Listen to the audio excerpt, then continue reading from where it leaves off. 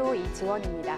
매주 수요일 생생법률쇼에서는 경제 이슈를 짚어보고 분석하는 시간 함께하는데요. 권혁중 경제평론가 나와 계십니다. 어서 오세요. 네, 안녕하십니까. 네.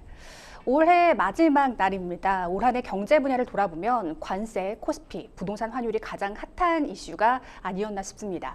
평론가님 올해 경제 한 줄 평 해주신다면요? 한 줄로 될까요? 네, 한 줄로 좀 어렵겠지만 그래도 한 줄로 표현한다 그러면 정말로 그 변동성이 심했던 장을 잘 이겨냈다. 네. 저는 그렇게 평가해 보고요. 아시겠지만 트럼프 대통령의 관세 이슈들도 있었습니다. 정말 준비할 틈도 없었고요. 맞습니다. 또한 정치적 불안도 있었고 무엇보다 환율의 변동성 이런 것들을 이제는 잘 이겨낸 한 해였지 않았을까. 그리고 내년이 그래서 더더욱 기대된다 이렇게 말씀드릴 수 있습니다. 네. 연말연시 포트폴리오 재점검하시는 분들, 또 부동산 계획 세우는 분들 계실 텐데요. 오늘 방송 함께 하시면서 좋은 팁들 얻어가셨으면 좋겠습니다. 네, 지금 이 방송은 유튜브를 통해서도 실시간으로 함께 방송되고 있으니까요. 많은 시청 부탁드리고요. 유튜브를 통한 소통의 창구도 활짝 열어두겠습니다. 방송 중 궁금하신 질문들 올려주시면 답도 해드릴 테니까요. 많은 참여 부탁드립니다. 여러분은 지금 생생법률쇼와 함께하고 계십니다.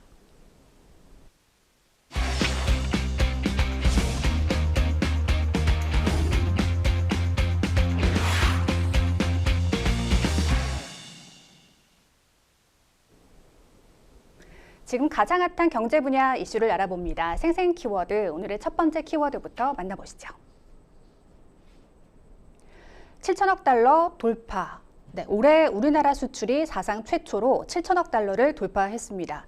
세계에서 6번째라고 하는데요. 이게 어떤 의미를 갖고 있는지 짚어주시면 좋을 것 같습니다. 네, 참 대단하죠. 사실 대한민국의 저력이 저는 이번 이 통계를 보면서 참 대단하다 이렇게 생각해 보는데, 이 7천억 달러라는 이 수출 금액은요, 여러분 세계에서 6번째입니다. 아까 앵커님 말씀하신 것처럼 그 정도로 우리가 이제는 선진국의 서도 이제는 탑이다 이렇게 좀 보시면 되겠는데, 네. 이게 미국 같은 경우에는 7천억 달러를 2000년도에, 그 다음에 독일이 2003년도, 중국이 2005년도, 일본이 2007년도, 네덜란드가 2018년도에 이게 기록을 했는데, 우리가 이제는 6번째로 이제는 7천억 달러에 이제 돌파를 한 거죠. 그 정도로 우리나라의 수출 대국이다라고 생각을 해보겠고요. 네. 지금 연간 수출액 추이가 나오고 있는데요. 보시면 아시겠지만 1995년도에 1,251억 달러였습니다. 그게 이제 쭉쭉쭉 오르는, 정말 그래프가요, 이게 완만하게 오르는 게 아니라 우상향했습니다. 우상향이 아주 급하게 일어나는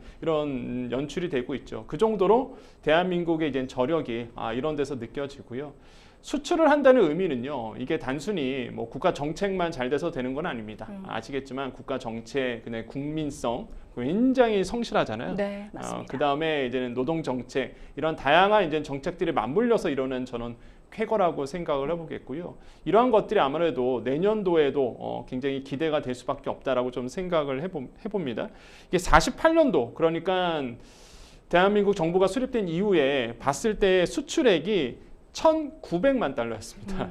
그러니까 이거와 비교해 보면은요, 3만 6천 배가 올랐다고 해요. 그러니까 네. 그 정도로 정말로 어려운 시기를 이겨내고 지금의 이제는 수출 대국으로 일어섰다라는 거 봤을 때, 저는 항상 이런 그래프를 보면서 어떤 생각이 드냐면, 네.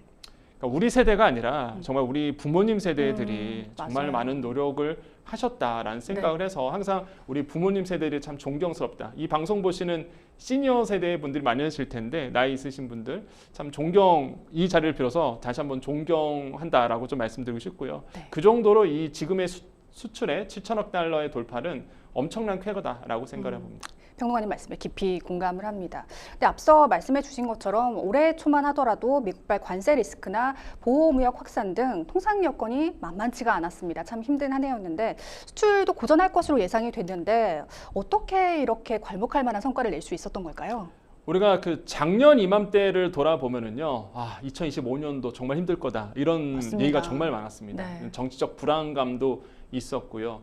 근데 이제는 올해 들어와서 빠르게 이제 회복이 됐죠. 정책 리스크도 빠르게 이제 회복이 됐고요. 무엇보다 굵직굵직한 국제 행사를 잘 우리가 이겨내면서 해외 쪽으로 대한민국 잘 진행되고 있다. 네. 경제 문제 없다. 펀더멘탈에 문제 없다라는 것을 보여줬습니다. 특히 대부분의 정말 대표적인 게 네. 대미 관세 협상이었죠. 그러니까 다른 나라들이 굉장히 지금 어려워했을 때 우리는 이제 관세 협상에 계속적으로 나섰고 그걸 이제는 협정의 마무리 단계까지 되면서 사실상 에이펙 정상회담을 통해서 마무리를 지었잖아요. 그러니까 확실하게 불확실성이 해소된 것 같아요. 네, 그러다 보니까 이제는 불확실성이 해소가 되면서 다른 나라의 이미지를 확실히 준 거죠. 아, 대한민국의 저력이 있구나. 그래서 이제 외국인 자본들이 봤을 때 불안감을 좀 덜어줬다라고 생각을 해보겠고요. 이런 점들이 이제 굉장히 주요했고 두 번째로는 이제는 반도체가 역시나 큰 역할을 했다라고 저는 생각을 해봅니다. 아, 저는 이런 생각 해봐요. 이 반도체 없었으면 어떻게 될 뻔했나. 반도체 수출이 1,526억 달러, 전년 대비해서 19.8%가 증가가 됐는데요. 또 이맘때, 그러니까 작년 이맘때를 가보면요. 전망이 그랬습니다. 야, 이거 반도체 좀 어려울 수도 있다. 진짜 이랬거든요. 그래서 주가도 그렇게 좋지 않았죠. 그런데 AI에 대한 완전 붐이 확실하게 2025년도에 불었고 데이터 센터의 증설이라든지 특히 고무적으로 볼 수 있는 게 이 반도체 회사들이 HBM 쪽에 투자하다 보니까 아이러닉하게도 D램이라든지 레거시 반도체에 대한 사실상 증설을 안 했잖아요. 그러다 보니까 공급은 줄어들고 수요는 많아지고 그러다 보니까 지금 쇼트지가 난 거죠. 그러니까 없어요, 물건이. 예, 물건이 없습니다. 그래서 이제 D램이라든지 이런 레거시 반도체의 단가가 올라가고 그러다 보니 당연히 삼성전자와 SK하이닉스의 이제는 수익성이 극대화된 거죠. 그래서 반도체 수출이 굉장히 큰 효자로 작용을 했고요. 일단 자동차도 의외의 선전이었습니다. 자동차요. 작년에 또 이맘때쯤에 자동차도 안 좋을 거야라고 했었어요. 그런데 자동차, 현대자동차, 기아자동차에 대한 저력을 또 보여줬는데요. 특히 북미 시장 같은 경우에는 관세 이슈 때문에 좀 불안감이 있었습니다. 그런데 우리나라 기업인들이 얼마나 똑똑하냐면 좋아, 그러면은 북미 시장이 어려우니까 유럽이나 아니면 아시아 쪽에 또 진출을 많이 했어요. 그러니까 그러면서 이제 수출의 타개가 된 거거든요. 그래서 자동차, 선박 이런 것들이 이제는 우리나라의 수출을 견인했다. 이런 점에서는 우리 기업인들에 대한 정말로 칭찬을 해도 아깝지 않다라는 이제 생각을 해보겠습니다. 네, 참 대내외적으로 불확실성이 컸던 한 해였는데 우리나라가 이렇게 신뢰도를 지켜냈다는 것만으로도 참 저력이 증명된 한 해가 아니었나 싶습니다. 근데 문제는 환율이 상당히 높지 않았습니까? 환율 영향은 없었던 걸까요? 일단 먼저 수출 기업 입장에서는 환율이 높다라는 거는 뭐 이득이 될 수 있습니다. 왜냐하면 하나를 팔아도 더 많은 돈을 받을 수 있고 무엇보다 이제 원화 가치가 떨어지다 보니까 경쟁국가, 물론 뭐 경쟁국가 뭐 일본도 있고 중국도 있는데 같이 좀 약세긴 했었어요. 하지만 일단은 가격 경쟁력이 생길 수 있기 때문에 이런 점에서는 수출 기업 입장에서는 사실상 이제는 환율 이런 급등이 또 하나의 어떤 효자로 작용할 수는 있겠죠. 근데 문제는 우리나라에 이제는 대부분의 기업들은 원자재를 대부분 수입합니다. 그러다 보니 수입 단가가 같이 올라가는 문제가 일어날 수밖에 없는 부분이 있죠. 그래서 이러한 균형점을 잘 찾는 게 굉장히 중요한 거고요.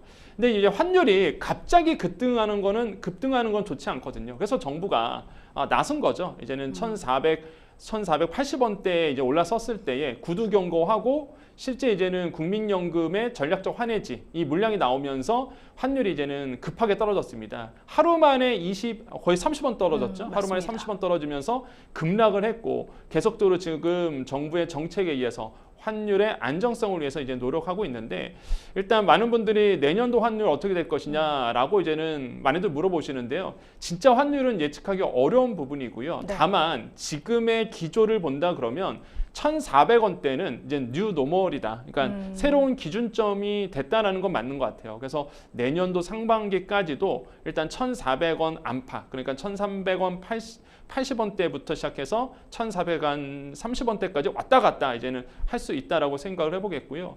그래서 지금 이제 자료 화면도 나오고 있는데 올해 주간 거래 종가 연평균 1,422원 이렇게 나오고 있는데 이게 98년도 외환위기 평균치를 상회합니다. 그러니까 환율 자체가 굉장히 높은 건 분명히 맞고요. 이런 환율이 이제는 뉴 노멀이 된다. 그러니까 일반화가 된다는 거죠. 이런 점들이 우리가 이제 적응해야 되는 거시적인 환경의 패러다임이 바뀌었다라고 생각을 해보겠습니다. 이전 방송에서는 1,500원까지 보고 계신다고 말씀을 해주셨잖아요. 여전히 그 시각은 유효하신가요? 유효합니다. 저는 일단은 정부가 가장 강력한 카드를 꺼내들었던 것이 뭐 구두 경고도 있었지만은 이제는 국민연금의 전략적 환해지였거든요. 물량이 쏟아내다 보니까 사실상 이제 매도, 그러니까 달러에 대한 선매도잖아요. 이게 환해지라는 게 거기서 이제 선물한 거래가 이루어지는 거고. 거고, 이 선물이라는 거는 결국에는 지금은 달러 매도가 아니지만 일단 미래에 이제는 달러를 매도하기로 계약을 하는 겁니다. 그럼 이게 환이 떨어지는 효과가 나오거든요. 왜냐하면 시장의 참여자들이 야 이제는 환이 이제는 달러가 쏟아져 나오겠구나 그래서 선제적으로 또 팔아버립니다, 달러를. 그래서 이런 전략적 환해지가 굉장히 중요한데 지금은 이런 전략적 환해지의 물량 때문에 지금 환율이 떨어진 상태예요. 근데 환율이 오르는 이유가 분명히 있잖아요. 여러분도 다 아시겠지만 우리나라에 대한 펀더멘털에 대한 외국인들의 좀 의구심이 있습니다. 그러니까 그게 뭐냐 그러면 일단 우리나라의 잠재 성장률이 지금 굉장히 좀 낮아진 상태입니다. 맞습니다. 보통 2%대를 보고 있는데 네. 그거보다 지금 낮은 상태거든요. 네. 성장률 자체가 잠재 성장률보다 또 밑돌고 있어요. 그러다 보니 이러한 문제를 외국인들이 조금 불안해하는 것 같아요. 그 중심은 뭐냐? 제가 봤을 때는 저성장 구조의 핵심은 저출산 문제입니다. 그러니까 생산 가능 인구가 계속 줄어들고 우리나라의 이제는 저출산 문제가 좀 세계적인 펀더멘털을 봤을 때 굉장히 불안하게 지금 보고 있거든요. 네. 그러니까 성장이 져야 될 거야라고 이제 판단하다 보니까 이 원화의 가치 계속 떨어지고 있는 거예요. 그래서 이러한 구조적인 환경이 바뀌지 않는 한 이런 1,400원대 그 다음에 1,500원대까지는 그래도 열어놓을 수밖에 없는 구조다. 그래서 지금 많은 분들이 이런 생각을 하고 계세요. 내년 상반기에 1,500원도 다시 또 뚫릴 수 있다. 그래서 좀 불안해하시는 분들이 있고요. 네. 저는 그래서 아직 구조적인 문제가 풀리지 않았기 때문에 언제든지 환율은 다시 튀어오를 가능성은 있다라고 이제 판단해 봅니다. 알겠습니다. 지금 수출 7천억 달러 돌파 역시 고무적인 성과입니다만 아까 반도체 없으면 어쩔 뻔했냐 이렇게 말씀을 해주셨는데 반도체나 자동차에 의존하는 모습이 눈에 띕니다. 수출 품목 다변화가 되려면 어떤 고민이 필요할까요? 그러니까 저도 이게 참 걱정이에요. 왜냐하면 우리나라 올해의 수출을 본다 그러면 뭐 1극이었어요. 1극. 1극은 네. 뭐냐? 이제 반도체. 네. 반도체가 진짜 큰 효자 종목으로 작용했고 실제 통계를 보면은 반도체를 제외하고 수출을 보면은 그렇게 좋은 흐름은 있지 않았거든요. 물론 뭐 자동차 선박도 좋았겠지만 전체적으로 봤을 때요. 그러다 보니 이 반도체 수출이 만약에 내년도 물론 지금은 좋습니다. 안 좋다는 게 아니에요.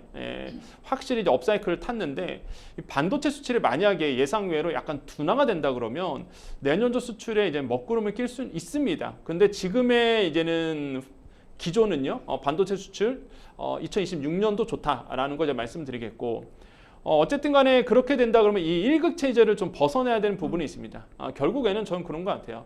정부가 이 제조업 부분에 대한 강한 드라이브를 좀 걸어줘야 되고 네. 수출 시장 다변화도 돼야 되고 그다음에 품목에 대해서 좀 다변화되는 이런 미래 비전을 이제 보여줄 필요가 있다라고 생각을 해봅니다. 그래서 이런 점들이 좀 접목이 됐을 때에 우리나라의 2026년도 수출이 계속적으로 상승할 수 있다. 그래서 정부는 지금 목표를 잡은 게 이제 7천억 달러가 됐잖아요. 그래서 1조 달러 이렇게 보고 있거든요. 그러니까 가능할까요?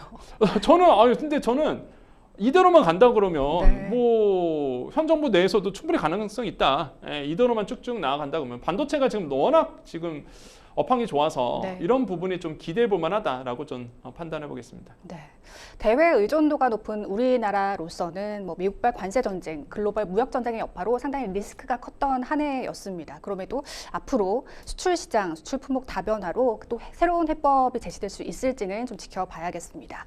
이어서 다음 생생 키워드 만나보시죠. 자, 쿠팡 보상안입니다. 개인정보 유출 사태가 벌어진 쿠팡 측이 오늘 청문회를 앞두고 자체 피해 보상안을 내놨는데요. 개인당 5만 원의 이용권을 지급하겠다는 건데 여전히 논란은 뜨겁죠. 그렇습니다. 이게 저는 사실 이 쿠팡 이 보상안이 내놨을 때 강의하고 있었어요, 학생들하고. 물론 방학이지만은 이제 방학 때는 수업이 있어서. 네. 근데 갑자기 속보가 뜬 거예요. 1인당 5만 원의 이 보상안을 내놓은 거예요. 그래서 학생들과 이거 갖고 얘기를 했습니다. 네. 했는데 내용을 봤더니 저한테 해당하는 건 5천 원밖에 없어요. 그냥 쿠팡에서 쓸 수 있는 쿠폰 5천 원. 그러니까 5만 원이 아니고 사람에 따라 5천 원 또는 만 원 이 네. 정도 돌아오더라고요. 저는 쿠팡 이츠를 안 쓰거든요, 일단. 아. 예, 저는 뭐 배달 음식을 안 시켜 먹기 때문에 일단 네. 그래서 저는 쿠팡 이츠를 한 본 적이 없습니다. 한 번도. 그러니까 저는 쿠팡 이츠 5천 원도 의미가 없어요. 지금 이제 보여주고 있지만 보상 대상이 이제 3,370만 명이고요. 탈퇴한 경우는 쿠팡 재가입해야 됩니다. 왜냐하면 이게 쿠팡 내에서 쓸 수 있는 쿠폰이다 보니까 지금 탈퇴하신 분들이 상당히 많거든요. 맞아요. 보상 내역을 보면은요. 네. 쿠팡에 대해서 전 상품, 쿠팡 내에서 살 수 있는 거. 그때 5천 원 할인권. 쿠팡 이츠, 그러니까 이제 배달 음식이죠. 네. 배달할 때 쓰는 5,000원, 이건 별도 앱을 또 셋업을 해야 됩니다. 쿠팡 트래블 상품이 있어요. 여행 갈 때 이런 여행 상품 카테고리에서 이제 상품을 구매했을 때 2만 원의 이제 쿠폰을 쿠팡 측이 제공을 하고요. 알럭스라고 해갖고 이거 이게 명품입니다. 뭐 뷰티, 패션, 이게 명품 쪽이거든요. 명품 상품 살 때에 2만 원이에요. 그러니까 저한테는 의미가 없어요. 뭐 제가 뭐 쿠팡 통해서 여행 상품을 구매해 본 적도 없고, 그다음에 알럭스, 그러니까 럭셔리예요. 그래서 이제는 명품을 여기서 살 이유도 없고, 그러니까 저한테는 이제 5,000원인 거죠. 그런데 네. 저 같은 사람이 한두 명이겠느냐? 그러니까요. 예, 그러니까 실효성에 대부분이- 대해서도 비판이 계속 나오고 있습니다. 예, 대부분의 분들이 아마 저랑 똑같지 않을까. 네, 특히 이제는 맞습니다. 나이가 좀 있으신 우리 시니어분들 같은 경우에는 아마 그러실 거예요. 야, 알럭스가 뭐야? 이런 분도 있고요. 쿠팡이 나 한 번도 사용해본 좀 이런 분도 계실 거예요. 여행 상품이 있는지도 몰랐습니다. 맞아요. 네. 그러다 보니 사실상 이거는 꼼수다. 저는 그렇게 이제 생각을 했고, 네. 그리고 제가 이제 학생들한테 얘기하면서 말했던 것이, 아, 이게 참 너무한다는 표현을 어떻게 썼냐 그러면, 네. 그러니까 이게 대한민국 국민이 무서워하는 게 아니라 네. 이게 결국에는 미국 주주 달래기거든요. 맞습니다. 왜냐하면 이렇게 해야지만 주가가 안 떨어지니까. 주가 방어를 위해서 예. 좀, 네. 그러니까 주가가 안 떨어져야지만 집단 소송에서 좀 자유로울 수 있어요. 지금 주가가 계속 떨어지는 상황인데, 네. 그럼 미국 주주들이 계속 집단 소송 들어갑니다. 주주 가치 훼손했다. 왜 정확한 공시 안 하느냐. 이런 식으로 해서 소송을 걸기 때문에 결국에는 미국 소비자, 그러나 미국 주주들을 달래기 위한 어떤 정책으로 저는 이해를 했거든요. 해석이 되고. 그래서 참 이런 표현을 쓰면 좀 그렇겠지만 밉상이다. 이런 좀 생각을 해봅니다. 알겠습니다. 지금 아직 민관합동조사단의 조사 결과도 나오지 않은 상황에서 또다시 정부와 협의 없이 단독으로 나서고 있는 쿠팡의 행보, 어떻게 봐야 할까요?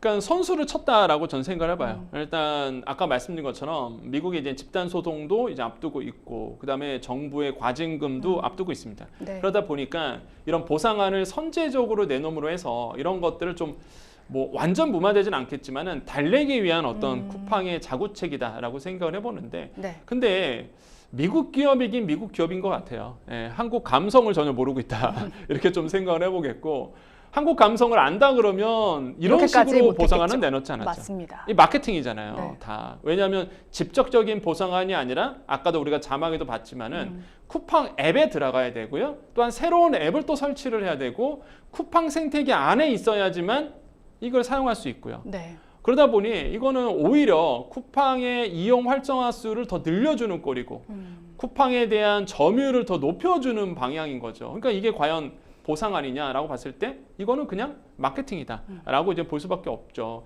이런 점들은 좀 참 모르겠어요. 쿠팡 입장에서는 안타깝다라고 좀 생각해야 될지. 네. 그래서 조금 저 보상안이 국민 감성과 좀 동떨어져 있다는 부분에서는 전혀 환영하지 못한다. 결국에는 좀 쿠팡이 살기 위한 어떤 전략을 저는 내놓은 거고, 미국 주주들을 달래기 위한 이런 어떤 제스처, 이렇게 좀 생각을 해보겠습니다. 네. 지금 김범석 쿠팡 인코퍼레이션 의장이 공정거래법상 동일인으로 지정될지에도 관심이 쏠리고 있습니다. 동일인 지정이 되면 어떤 점이 달라지는지 설명해 주실까요?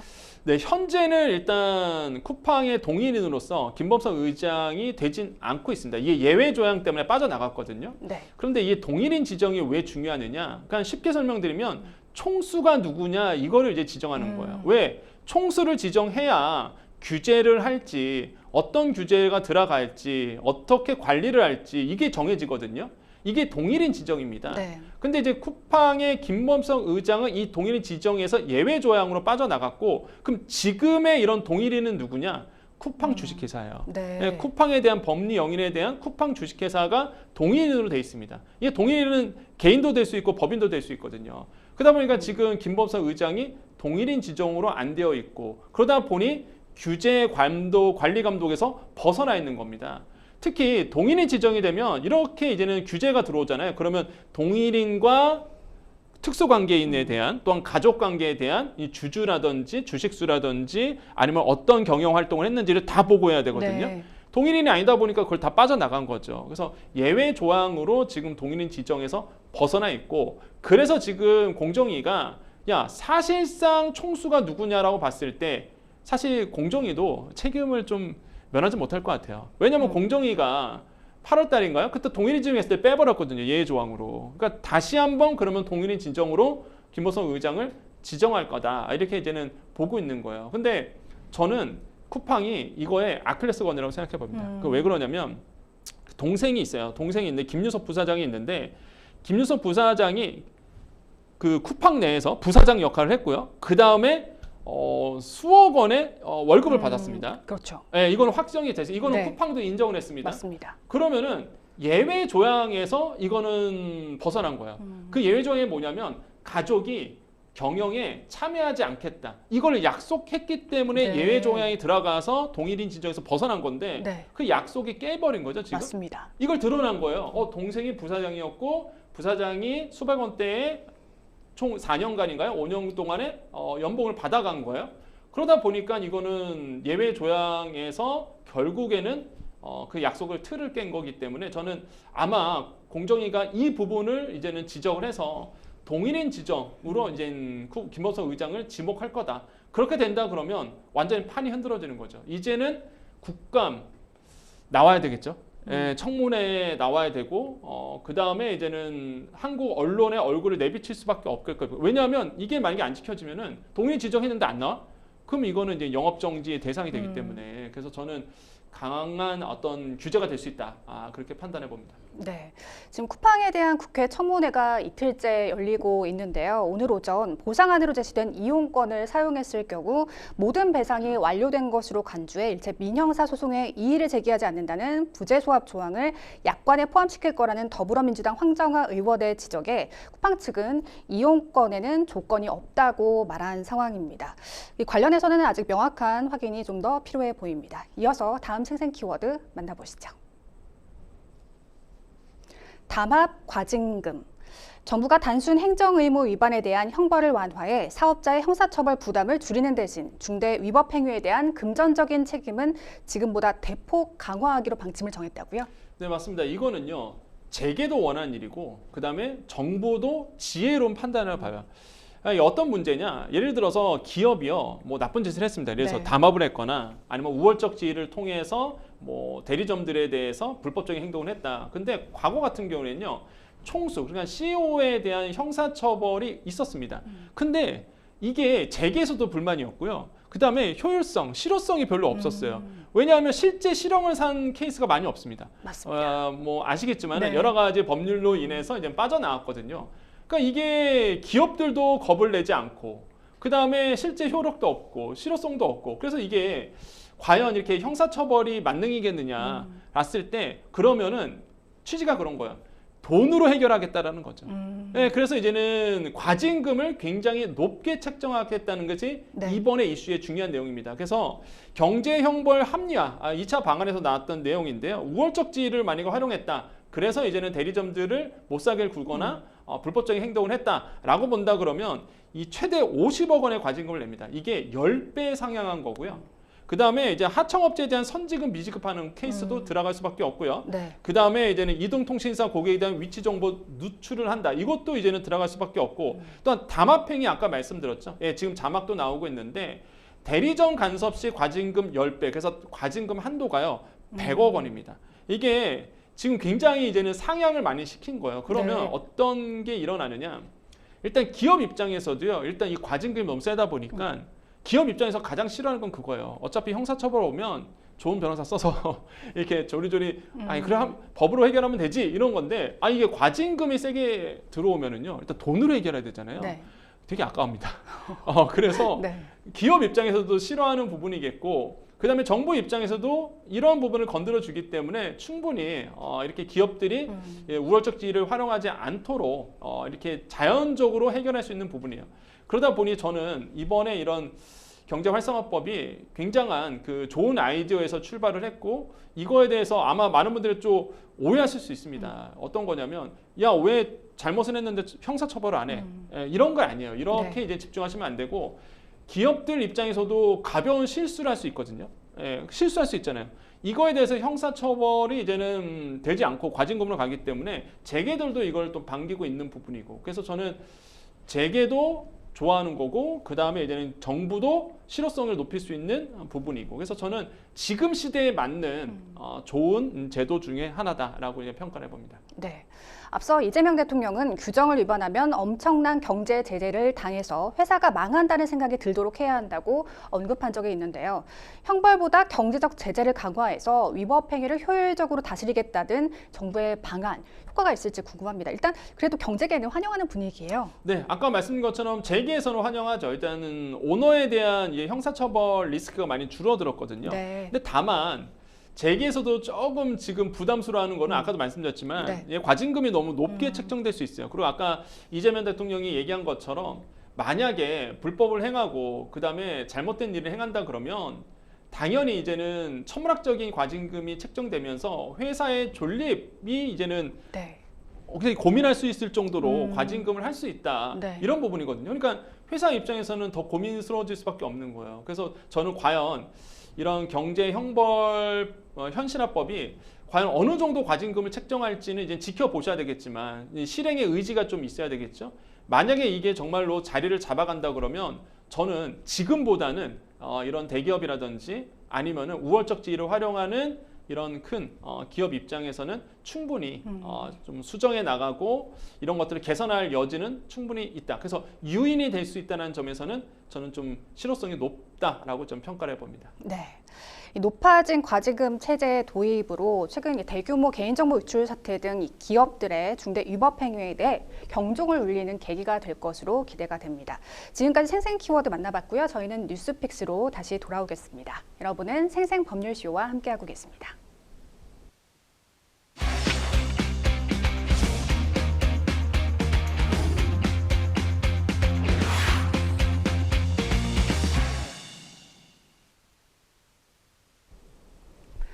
분야별 가장 핫한 소식을 집중 분석해보는 시간 뉴스픽스 시작해 보겠습니다. 매주 수요일 경제 분야 주요 이슈들을 짚어보고 있는데요. 오늘 만나볼 주제는 가계대출 주담대 금리 상승, 2026 부동산 시장 전망은입니다. 연말이 되면 가장 궁금해지는 것, 내년 집값이 어떻게 될까가 아닐까 싶은데요. 게다가 강력 규제로 부동산 시장이 심상치 않은 상황이라 더욱 주목하시는 분들 많으실 것 같습니다. 그 전에 이 소식부터 짚어보겠습니다. 은행권의 11월 가계대출 금리가 2개월 연속 상승세를 이어갔고요. 특히 주택담보대출 금리는 8개월 만에 4%대로 올라섰죠.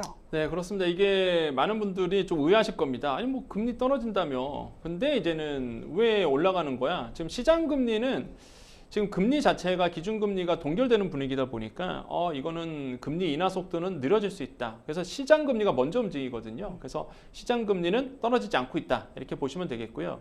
일단 11월 달에 이제 가계대출 평균 금리가 4.32% 이렇게 조사가 됐습니다. 이게 10월 달이 4.24%였거든요. 오히려 더 오른 상태고요. 지금 나오고 있죠. 4.32%고 전월보다 0.19%포인트 이제 더 오른 상태입니다. 그래서 이렇게 보시면 되겠고 그러다 보니까 이제는 나와 피부에 맞닿는 대출이 이런 가계대출 그중에서 주담대거든요. 네. 그러다 보니까 좀 피부적으로 많이 느낄 수밖에 없고요. 아까 말씀드린 것처럼 주택담보대출 같은 경우는 0.19%포인트 오히려 올라서 11월 달 보니까 4.17%더라고요. 그러니까 4%대가 계속 유지가 되고 있는 겁니다. 또한 전세자금 대출도 마찬가지예요. 3.9% 되면서 전월 대비해서 0.12%포인트 올랐고요. 그래서 제가 굳이 숫자를 말씀드린 이유가 현재 이제 부동산에 좀 관심 있는 분들은 현재 시장 금리가 어떤지를 보라고 이제는 일부러 말씀드린 겁니다. 전세자금 대출은 평균이 3.9%, 그다음에 일반 신용 대출이 5.46%, 이게 전월 대비 한 0.27% 포인트 정도 더 오른 상태입니다. 그러니까 점점 더 아파트와 관련된 주거와 관련된 대출 또한 신용대출마저도 점점 금리가 올라가고 있는 추세다라는 거 요거를 꼭 기억하셔야 되겠고요. 이런 점을 봤을 때 확실히 정부가 이제 10.15 대책이라든지 6.27 대책, 9.7 대책, 10.15 대책 규제를 했는데 여기에 사실상 대출 규제가 같이 들어왔거든요. 그러다 보니 은행들이 이런 정부의 정책과 맞물려서 같이 움직이고 있다. 그래서 금리가 계속적으로 올라가고 있는 분위기다. 이거를 말씀드리겠습니다. 그러니까 전세대출, 일반 신용대출 금리가 나란히 오른 건데요. 그래도 연말이면 금리가 좀 내려갈 것이다 기대하시는 분들 많으셨거든요. 왜 이렇게 오른 걸까요? 정부의 정책과 좀 보폭을 좀 같이 하기 위해서 그런 걸까요? 네, 맞습니다. 말씀 주신 것처럼 앵커님이 정확히 말씀하셨는데요. 정부가 이제 부동산 대출을 내놓으면서 사실상 수요 억제책이잖아요. 네. 그 수요를 억제하려고 그러면 일단 매매를 할 수 있는, 또한 부동산을 끌어올릴 수 있는 자금을 끌어내야 됩니다. 그러다 보니 은행들이 정부의 눈치를 보면서 사실상 이 주담대와 관련된 부동산 자금을 묶었다라고 보시면 되겠고요. 무엇보다 정부가 이제는 부동산 대책 내놓으면서 총량 규제에 들어갔습니다. 그 전부터 총량 규제는 있었는데 이번에 또 반토막을 냈잖아요. 그러다 보니 한 해 동안 이제 주담대를 해줄 수 있는 여력이 완전 반토막이 났기 때문에 그럼 어떻게 줄입니까? 금리를 계속 높여가면서 오히려 대출을 못 받게 하는 방법밖에 없거든요. 네. 그래서 이제는 금리 자체가 이제 가상금리를 더 얹히면서 금리가 올라간 거고, 대출금리는요, 은행들이 정한 기준금리에다가 거기서 가상금리 붙이죠. 우대금리를 빼줍니다. 그러면서 나오는 게 우리들이 받는 이제 주담대 금리라고 보시면 되는데, 계속적으로 이제 가상금리를 계속 높게 책정하고 있거든요. 그래서 주담대 금리가 계속적으로 이제 오르고 있고 가계 이자 부담이 좀 확대될 수밖에 없다. 그래서 아까 말씀드린 것처럼 이런 정부의 정책과 맞닿는 게 첫 번째 이유고요.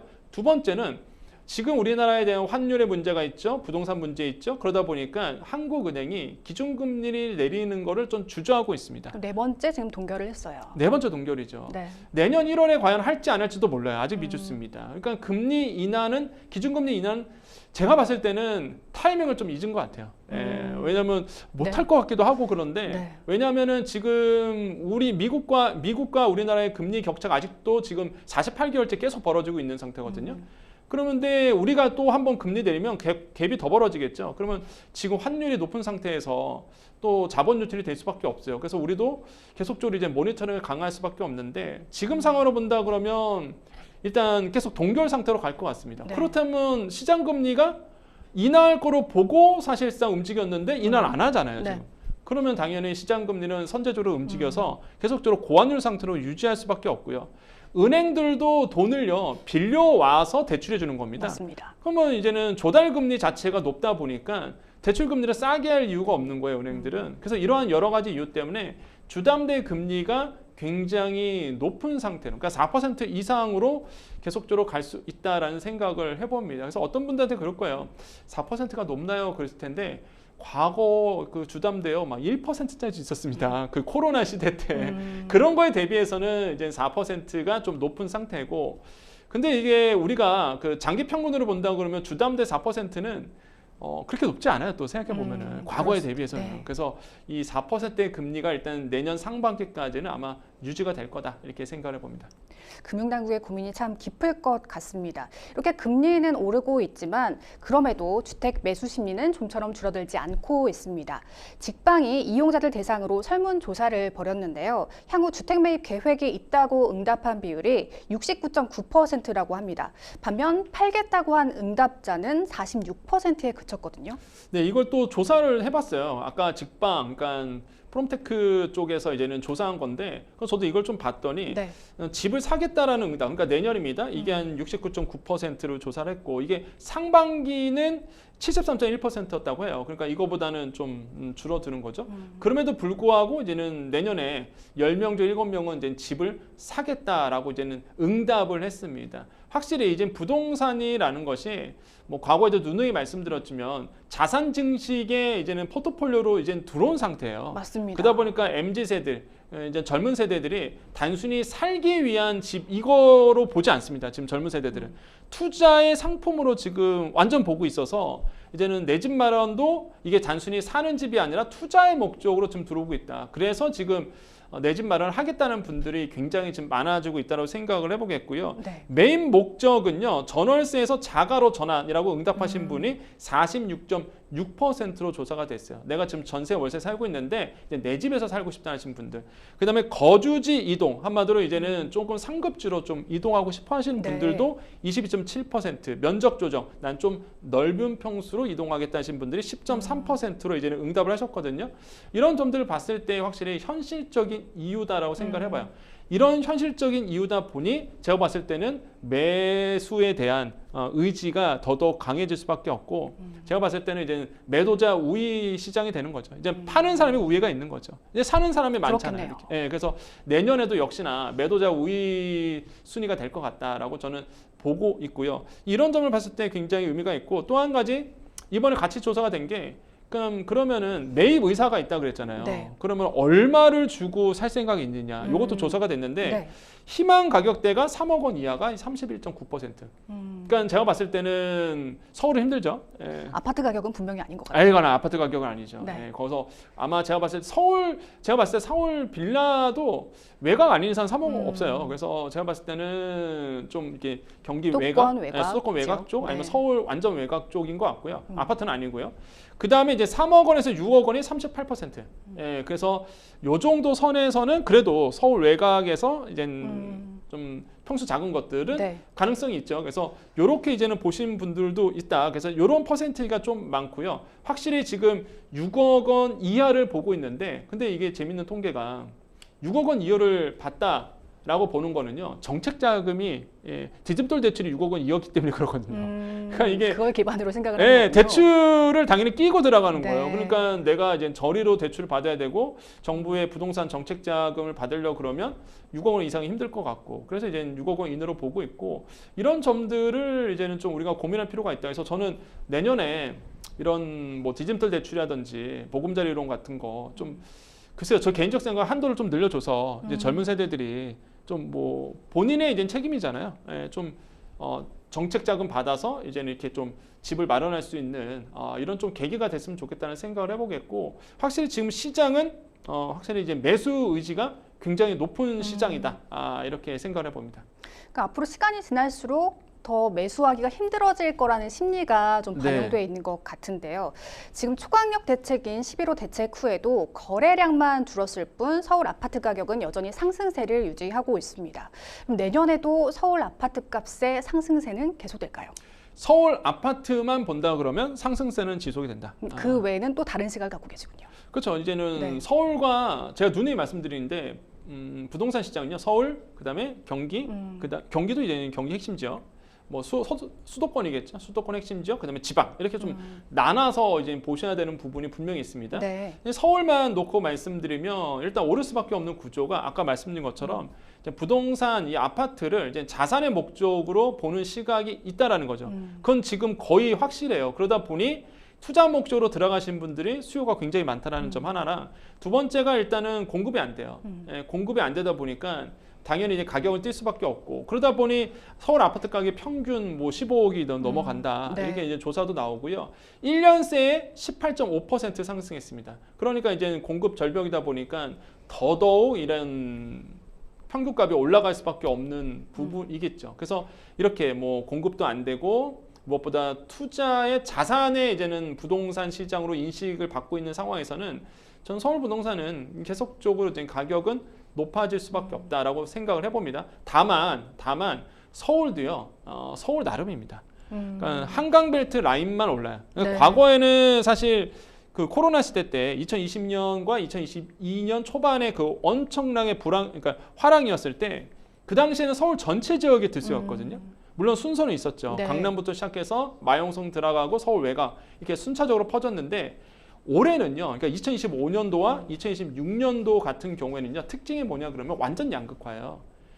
한강벨트 라인과 강남 3구, 용산 이쪽만 오르는 거지 네. 서울 외곽 쪽은 진짜 변함이 없습니다. 네. 그렇기 때문에 이걸 좀 약간 차이를 둬서 이제는 생각을 해야 된다라는 거예요. 그래서 많은 분들이 이제는 혹시 이 방송 보시는 혹시나 이제는 이 지방에 계시는 분들 같은 경우에는 오해를 많이 하시더라고요. 서울 부동산은 다 올랐어. 그게 아닙니다. 서울 부동산 다 안 올랐어요. 그래서 한강벨트 라인만 이제 올랐다라는 거 말씀드리겠고 오르는 그 폭이 너무 큰 거죠, 사실. 그게 주도를 하고 있는 거고 외곽 지역은 별 그렇게 오르지 않았다.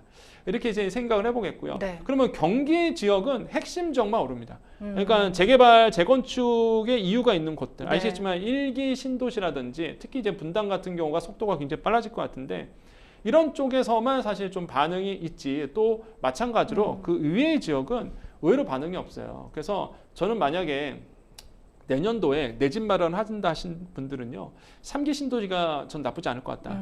예, 분상제가 걸려 있기 때문에 거기는 낮은 가격으로 사실 이제 분양 받아서 내 집 마련할 수 있는 기회가 분명히 있고요. 위치도 나쁘지 않더라고요. 위치도 뭐 남양성 왕숙이라든지 그다음에 뭐 부천 쪽, 그다음에 뭐 계양 쪽 이런 쪽이 있다 보니까 지금 속도가 빠른 곳만 좀 말씀드렸는데요. 네.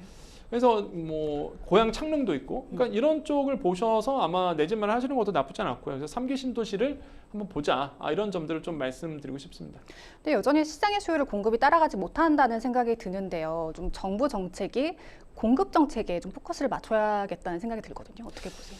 그러니까 이게 참 어려운 문제. 부동산 네. 시장이라는 게 많이들 공감하실 텐데 어렵다라고 말씀드리는 게 지금 정책을 내놓는다고 해서 이게 단기간에 물량이 나오는 게 아닙니다. 그러다 보니까 굉장히 어려워요. 네. 그러니까 그건 맞습니다. 이게 입주 물량은 없어요. 지금 이제는 단기간에 공급된 물량은 서울 시내에 많이 없습니다. 지금 내년도 같은 경우에도 한 40%가 줄어든다고 하더라고요, 공급량이. 네. 그러다 보니까 가격이 뛸 수밖에 없는 구조인데, 한 가지 그냥 위안 삼을 수 있는 거는 일단은 착공 물량도 이제 많진 않은데 입주자 공고라든지 이런 것도 좀 많진 않은데 네. 하지만 계획, 그러니까 아파트를 공급하겠다라는 거는 이 정부가 계속적으로 밝힌 상태입니다. 그 네. 뜻은 뭐냐면 한 3년, 4년 후에는 만약에 계획대로만 된다 그러면 입주 물량은 많아진다.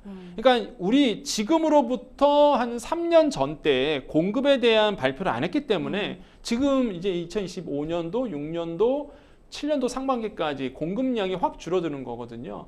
그래서 이런 부분은 공급이 안 되는 부분 때문에 가격은 뛸 수밖에 없는 부분이고, 지금 정부가 이제는 아시겠지만 120만 호 가구를 계속적으로 물량 공급하겠다라고 얘기했기 때문에 아마 4년 후, 5년 후에는 이제는 서울 핵심 지역과 그다음에 이제는 서울 외곽 쪽 3기 신도시 중심으로 물량은 분명히 나온다. 하여튼 당분간은 조금 물량 때문에 어렵고, 그다음에 무엇보다 서울시에서 물량이 나와줘야 되는데 아시겠지만 정비 사업밖에 없어요. 서울시는 더 이상 아파트 지을 땅이 없거든요. 그럼 결국에는 정비 사업이에요. 네. 그러니까 재건축, 재개발 들어가는데 이게 지금 계속적으로 뭐 분담금 문제라든지 아니면은 이제 이해가 서로 맞지도 않다 보니까 진행이 안 되고 있어요. 그래서 이런 점들이 좀 걸림돌이 될 수 있다. 그래서 지금 내년도 2026년도 부동산 시장을 봤을 때에 만약에 내가 투자자 입장이라 그러면 이제 정비 물량을 보셔야 되는 거고, 서울시에서는. 그리고 내가 내 집 마련에 대한 이제 꿈이 있는 청년 세대라 그러면 3기 신도시를 바라봐야 되는 거고, 그 지방 같은 경우에는 일단은 관망. 핵심 지역 아닌 이상은 지방을 일단 월 전월세 사시면서 네. 뭐 시장을 이제 모니터링 하시는 것이 중요하다. 굳이 급할 이유는 없다, 이렇게 판단해 봅니다. 올해 서울 아파트 전월세 재계약 2건 중 1건은 계약갱신 요구권을 사용한 것으로 나타났습니다. 아무래도 전월세 가격이 지속적으로 상승한 까닭이겠죠. 그렇죠. 이제는 계약갱신 청구권이라는 거는 아시겠지만 뭐 전세에 대한 가격이 계속 오르다 보니까 계약갱신 청구권이 뭡니까? 2+2예요. 근데 거기에 뭐가 들어가죠? 5% 룰이 들어갑니다. 한마디로 5% 이상 못 올리거든요. 네. 그렇게 된다 그러면 나는 5%만으로 묻겠다라는 이제 심리가 작용을 한 거죠. 무엇보다 지금 전세 가격이 뛰다 보니까 내가 일단은 여기서 눌러 앉는 게 중요하다고 느끼는 겁니다. 실제 전세 가격 많이 오른 상태고요. 월세 가격도 덩달아서 지금 오른 상태다 보니까 2+2 써서 계약갱신 청구권 써서 일단은 4년 사는 게 굉장히 중요하다고 아마 세입자 분들은 느끼실 거라고 생각을 해보겠고, 그게 근데 올바른 판단이죠. 당연히 그렇게 하셔야 되는 게 맞는 거고. 그래서 이제는 계약갱신 청구권의 사용 비중이 굉장히 좀 많아졌고, 전월세 상한 이 5% 룰과 같이 묶여 있기 때문에 5% 내에서의 어떤 상승, 요것만 이제 지불하면 되니까요. 그래서 저는 현명한 판단이다. 앞으로도 아마 계약갱신 청구권의 사용 비중은 점점 더 높아질 것 같고요. 다만 이제는 2년 후가 문제라는 거죠. 이 2년 후에는 아마 굉장한 전세가 상승이 그동안 됐기 때문에 아마 계약갱신 청구권이 없어지잖아요. 네. 한번 썼기 때문에. 그러면 아마 전세 가격이 또 많은 오른 상태에서 아마 새로운 계약을 맺을 수밖에 없는 이런 상황이 벌어질 것 같습니다. 네. 자, 뉴스픽스 두 번째 주제로 넘어가 보겠습니다. 뉴스픽스 두 번째 주제는요, 국내 투자 늘리는 기업들입니다. 경기 둔화와 대외 불확실성이 겹치면서 국내 제조업 일자리가 위축되고 있는 상황입니다. 이런 가운데 몇몇 대기업들이 국내 투자를 대폭 늘리고 있다고요. 맞습니다. 저는 삼성 참 대단하다. 저는 뭐 삼성을 칭찬 안 할 수가 없다고 봐요. 그렇다고 네. 뭐 제가 삼성이랑 무슨 뭐 이해관계가 있는 것도 아니고 네. 근데 아니 그럴 수밖에 없는 게 일자리를요 줄이지가 않습니다. 삼성은요. 특히 이제 이재용 회장이 그 영어의 몸이 된 다음에 출소한 다음에 21년도였어요. 그때 네. 이제 밝혔던 게 2022년도부터 매년 2만 명씩 신규 고용하겠다. 이거 얘기했거든요. 네. 지켜주고 있거든요. 네. 다른 기업들 굉장히 어려웠을 때 아시겠지만은 재작년 굉장히 어려웠거든요. 기업들이. 그때 신규 고용 다 줄였거든요. 오히려 고용을 안 한 데도 있었는데 삼성전자는 그때 그 약속을 계속 지켜왔어요. 그게 사실 쉽지 않은 거잖아요. 너무 쉽지 않죠. 근데 삼성은 그렇게 해왔던 거예요. 그래서 시장에서는 그렇게 얘기하죠. 의리의 사나이 이재용 이런 표현을 하는데 네. 그 정도로 사실 삼성은 신규 고용을 늘려왔고요. 이번에도 마찬가지입니다. 네. 향후 5년간 6만 명 신규 채용하겠다. 이게 2025년 9월에 발표한 내용이에요. 이게 얼마나 참 대단한 일입니까? 그래서 우리나라의 기업들이 국내에 대한 투자를 지속을 하고 있다는 얘기와 그 다음에 이제는 2025년도 11월 달에 삼성전자는요, 5년간 국내에 450조 원 투자하겠다라고 밝힌 상태입니다. 이런 것은 굉장히 칭찬받을 만하다라고 생각을 해봐요. 그러니까 제가 너무 이런 우리나라의 기업들을 좋게 얘기한다 그럴 수는 네. 있는데 좀 생각을 달리 하셨으면 좋겠어요. 과거의 재벌과 현재의 재벌은 좀 다르다. 그러니까 지금 재벌 3세들이 경영을 하고 있는데 과거의 마인드와 완전 다르다는 게 있거든요. 그래서 지금의 굉장히 스마트하죠. 경영이. 그래서 이런 점들도 우리가 좀 칭찬해 줄 만하다라고 보시면 되겠고 현대차도 마찬가지입니다. 2025년 11월 달 2026년과 30년에 125조 원 사상 최대 규모에 대해서 이제는 국내에 이제는 투자하기로 밝힌 상태거든요. 그래서 저는 이런 점들도 좀 고무적이고 현대자동차가 미국에 아시겠지만 증설을 했습니다. 미국 공장 세우고 투자도 늘려가고 있는 상황에서 미국만 투자하는 것이 아니라 이제는 우리나라에서도 동시에 이제는 투자하겠다. 그래서 기업의 근원적인 성장 동력을 확보하기 위한 차원으로서 이제 국내에 투자를 늘려가고 있다는 점, 이런 점들도 굉장히 좀 고무적이다 이렇게 생각을 해봅니다. 그 다음에 또 보셔야 되는 게 뭐 네. 고려아연인데 고려아연은 사실 최근에 이슈가 됐던 게 미국 쪽에다가 이제 재련 공장을 세운다 그래갖고 네. 그래서 크게 이제 화제가 됐던 부분이 있는데 근데 외국만 투자, 미국에만 투자한 게 아니라 고려아연은요 2019년까지 우리나라 울산 중심으로 해서 1조 5천억 원 이제 투자하기로 했습니다. 이런 점을 봤을 때 국내 기업들이 국내 기업의 투자를 줄이지 않고 있다라고 생각을 해봐요. 이런 점들은 조금 칭찬받을 만하다. 다시 한번 좀 말씀드리고 싶습니다. 네. 환율이 높은 상황에서 국내 투자가 더 위축될 가능성이 높다는 인식이 있었는데 이런 상황에서 일부 기업들의 국내 투자 확대 소식이 참 반갑습니다. 양질의 일자리 창출까지 앞으로도 기대가 되는데요. 특히 국내 제조업 고용을 실질적으로 늘리기 위해서는 어떤 노력이 필요하다고 보십니까? 일단 첫 번째로는 환율 안정이 좀 필요합니다. 네. 일단 우리나라는 원자재라든지 아시겠지만 기름을 전체적으로 다 사오는 부분이 많죠. 맞습니다. 비중이 굉장히 높아요. 그래서 수입 비중이 높다 보니까 국내에 시설 투자 들어간다는 얘기는요. 결국에는 다 사와야 되는 부분이 있거든요. 네. 그럼 환율이 높다라고 본다 그러면 사실 비용이 더 추가가 될 수밖에 없습니다. 그렇기 때문에 이런 환율 안정이 좀 필요해 보인다. 이게 아마 첫 번째 이유일 것 같고요. 두 번째로 우리나라의 제조업을 지키기 위해서는요. 일단 정부의 미래 비전을 좀 제시를 해줘야 된다. 이런 점에서는 저는 현 정부가 이 미래 비전 발표했다는 것에 대해서는 좀 합격점을 드리고 싶어요. 일단 AI 산업에 대한 강한 드라이브를 걸었잖아요. 네. 고속도로, AI 고속도로 만들고 국민성장펀드 150조 원, 이 민간과 같이 이제 반반씩 해서 들어간다는 부분. 이런 점들은 확실히 미래 비전을 제시했기 때문에 기업들이 정부가 깐 고속도로 길에서 이제는 놀 수 있는 생태계가 마련된 거거든요. 네. 이런 점에서는 굉장히 좋다. 그래서 미래 비전을 더 확실하게 보여줘야 된다. 마지막 세 번째로는요. 역시나 그러면 정부의 정책과 맞물려서 투자를 집행하는 이런 기업들에 대한 과감한 인센티브가 이제 필요해 보인다는 거예요. 맞습니다. 정책 자금을 이제는 수혈해 주는 부분도 있겠고요. 무엇보다 창업 생태계를 두려워하지 않게끔 정말 AI 산업에 대한 이런 창업 생태계가 활발하게 돼서 우리나라도 팔란티어라는 기업도 나올 수 있는 거 아닙니까? 맞습니다. 그래서 이런 생태계를 만들어 주는 것. 그래서 실패에 대해서 두려워하지 않도록 정부가 이런 정책 자금을 과감하게 풀 필요 있는 이런 것들이 우리나라의 이제 제조업 또는 일자리 늘려가는데 2026년도에 과제가 되지 않을까. 이런 것들이 이제는 됐을 때 저는 2026년도 정말 붉은 말해처럼 힘차게 원동력 있는 한 해가 되기를 좀 희망해 보겠습니다. 네. 생생법률쇼 마칠 시간입니다. 오늘 함께해 주신 권혁준 평론가님 고맙습니다. 네, 감사합니다. 네, 생생법률시 오늘 마지막 방송이었습니다. 저희는 잠시 재정비의 시간을 갖고 돌아오겠습니다. 오늘 끝까지 함께 시청해주신 여러분 고맙습니다.